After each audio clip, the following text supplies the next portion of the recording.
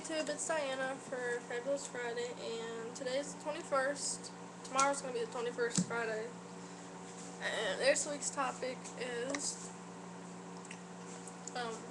what are the differences between getting triggered and being influenced by someone else's eating disorder behaviors?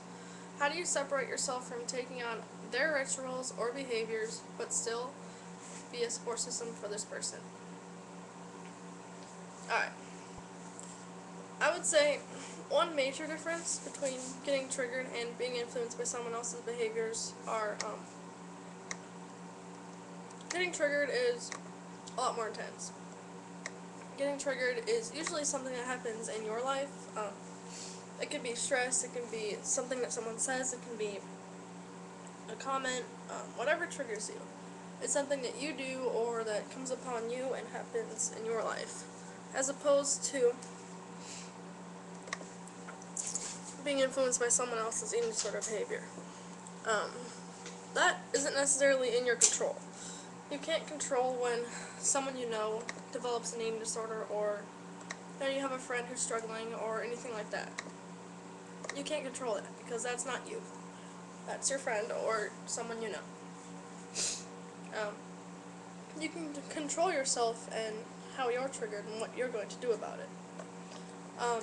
When you get triggered, you can say something along the lines of, I know I'm triggered right now, but, tomorrow's a new day and a new start, and I'm just going to wake up tomorrow and do the best I can. You can be positive. If you have trouble in the morning, lunch or dinner time, you can try and eat and do the best you can, and just because you're triggered by one little thing doesn't have to ruin your whole day, your whole week or month. Wake up the next day and take some deep breaths and say to yourself, I can do this, I can recover, and you'll be in a lot better mindset. It's just a mindset, really. You don't have to necessarily listen to what your eating disorder is telling you to do all the time, and a lot of people, they hear something in their head, so they do it, but even though they know it's not right, they do it anyway, just because it's easier to follow what your eating disorder is saying than fighting it all the time. And I know fighting every single day and every meal and when you're with friends is hard, but you really don't have any other choice but to fight. It's either fight or, be sick, be miserable, and potentially die if it gets worse enough. So, you can choose to stay triggered or to turn it around and to want to try recovery again. And being influenced by someone else's ed behaviors, you can't really choose that. It's going to happen. If, one of your friends is having trouble and they're telling you, you can't make them get better, so they'll stop talking about it. You can say, hey, you're triggering me right now. We talk about something else, but you can't get them better. And I would say, how do you separate yourself from taking on their rituals or behaviors, but still be a good support system to them? Separating yourself from doing what they're doing that's negative, like binging or purging or whatever they're doing, just because they're doing that doesn't mean you have to do that. And I would say, think about what your eating disorder has taken away from you, what it's done to you in the past, how miserable it's made you.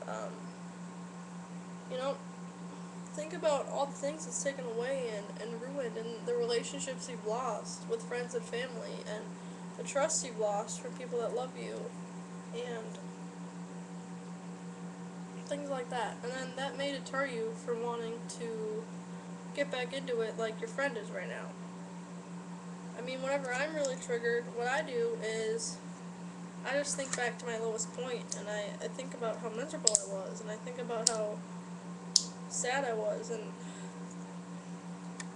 how much of a struggle it was just every day, not knowing if I was going to wake up in the night or die in the night, and seeing my friends and family and how they reacted to it, and just the pain and the fear and not having my own mind. was thinking, but I wasn't controlling any of my thoughts. Something else was controlling me.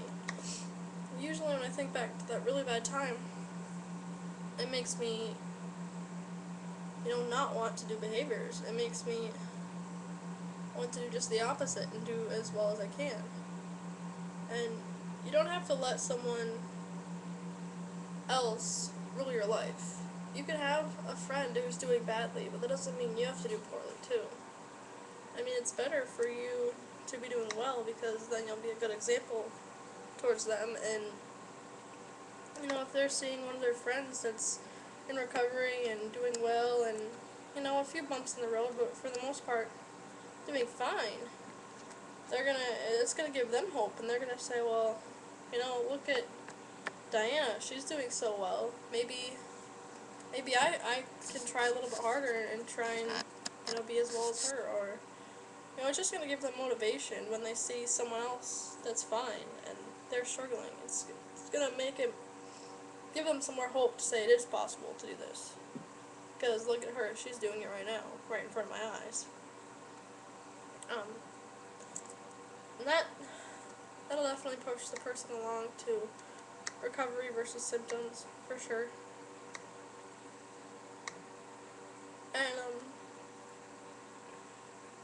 just to try and get the person away from their symptoms, I would say, I guess just tell them things that they're good at, that you like about them, that doesn't involve their body. Maybe, they're a really good student, or they like to play the drums or something like that, or they're really sympathetic. Base your friends and the people you love off of their qualities, not on their looks. That's one of my rules, because looks, it's nice and everything, but just because someone looks good doesn't mean they're going to be a good friend. Or just because someone's hot doesn't mean that you're going to get along with them. They may look good on the outside, but what really matters is what's on the inside, and their strength and determination and how they carry themselves, not if they have the newest hairstyle or the newest clothes on. That really doesn't matter. So I would say just give them positive reinforcement based on things other than their body and looks. And say to them, I like your new dress. That sort of thing. But I'll talk to you guys next week, and have a good weekend. And I hope everyone's doing well in school if you're in school right now, or work if you're working. And you can write comments or message Freedom Fighters if you have any topics you want to be covered. We always love new topics. We like answering viewer questions better than coming up with our own questions every week. So if you have anything, just message Freedom Fighters, and we'll try and cover it next week. Alright, thank you.